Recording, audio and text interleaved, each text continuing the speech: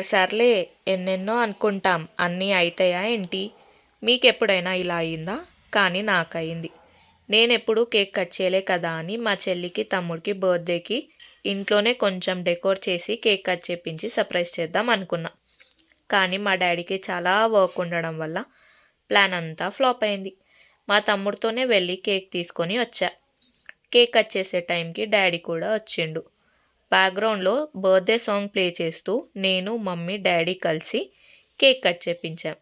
సరే, ఎలా అయితే ఏంది, చెల్లి తమ్ముడు మాత్రం హ్యాపీ. తర్వాత నానమ్మ అండ్ డాడీ గిఫ్ట్గా మనీ ఇచ్చారు. తర్వాత పిన్ని వాళ్ళు కూడా వచ్చారు. వాళ్ళు చెల్లికి మాత్రమే కేక్ తినిపించి వెళ్ళారు. మా తమ్ముడు ఆ టైంకి బయటికి వెళ్ళిండు ఫ్రెండ్స్తో. అండ్ డాడీ బిజీ ఉండడం వల్ల ఫుడ్ ఆర్డర్ చేసుకొని తిన్నాం. సాటర్డే అని వెజ్ ఫుడ్ ఆర్డర్ చేసుకున్నాం. Please do like, share and subscribe. Follow for more.